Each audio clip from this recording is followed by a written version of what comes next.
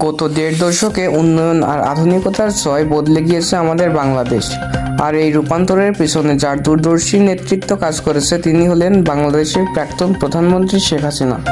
তার হাত ধরেই দেশ জুড়ে বাস্তবায়িত হয়েছে এমন কিছু মেগা প্রকল্প যা বিশ্বমঞ্চে বাংলাদেশের সক্ষমতাকে এক নতুন উচ্চতায় নিয়ে গিয়েছে।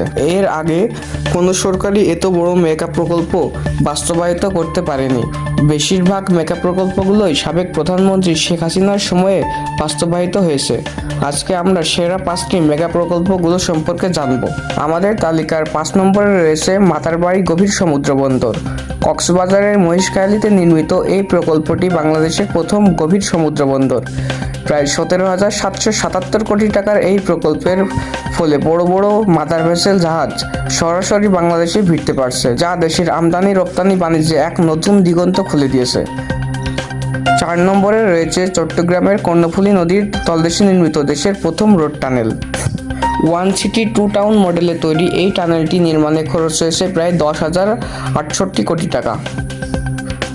এটি দক্ষিণ এশিয়ার প্রথম নদীর তলদেশের টানেল, যা দেশের পর্যটন ও শিল্প খাতে বিশাল ভূমিকা রাখছে। তালিকার 3 নম্বরে রয়েছে ঢাকা মেট্রো রেল। রাজধানী ঢাকার চিরচেনা যানজট থেকে নগরবাসীকে মুক্তি দিতে আধুনিক গণপরিবহন ব্যবস্থা গড়ে তোলা হয়েছে। উত্তরা থেকে মতিঝিল পর্যন্ত বিস্তৃত এই প্রকল্পটিতে মোট খরচ হয়েছে প্রায় 33,472 কোটি টাকা। প্রতিদিন লাখ লাখ মানুষ এখন মাত্র কয়েক মিনিটে তাদের গন্তব্যে পৌঁছাতে পারছেন। 2 নম্বরে রয়েছে বাঙালির আত্মমর্যাদার প্রতীক পদ্মা বহুমুখী সেতু। সম্পূর্ণ নিজস্ব অর্থায়নে 6.15 কিলোমিটার দীর্ঘ এই স্বপ্নের সেতুটি তৈরিতে মোট খরচ হয়েছে 32,605 কোটি টাকা।